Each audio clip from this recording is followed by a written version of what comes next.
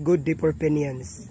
So para sa mga member nga inactive unya na mahitabo or mamatay, no? So pag inactive ang usa ka membro, hinumduman nato nga si 4PMSI usa ka tabo, usa ka damayan, usa ka kapunungan.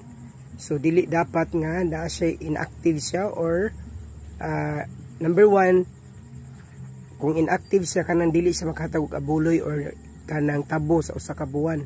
So dapat kung tawgon lang ka og active member kung number 1 fully paid member ka, fully paid ka sa imong membership.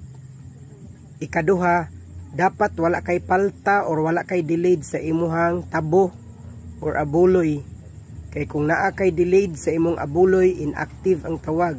So if ever inactive member ka, ang benefits ni imong makuha is only discount kung diri ka ni 4PMSI magpa-service sa funeral service.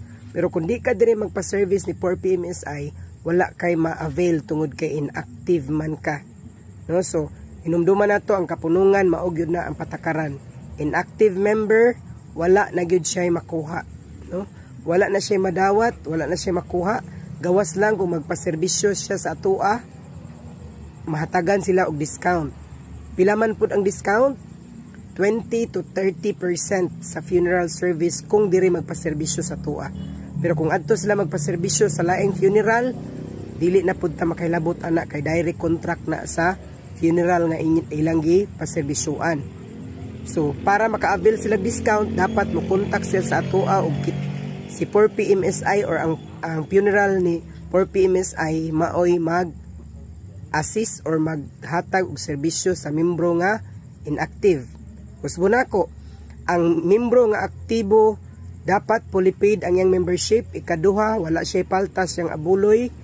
Kay ang atong abuloy o nga to ang tabo, mahitabo or kinahanglan nato ma-deposit ang atong mga tabo sa every 25th of the month. Pitsa 25 sa bulan, maunay last day sa tinghatag sa atong abuloy.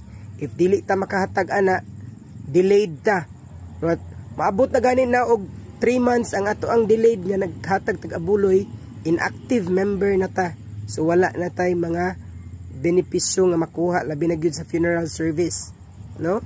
So hinaot ko nga inyo nang masabtan, basta inactive member wala nay benepisyong makuha, unya ang iyahang ma-avail is only discount kung ari sila magpaserbisyo sa tua, no?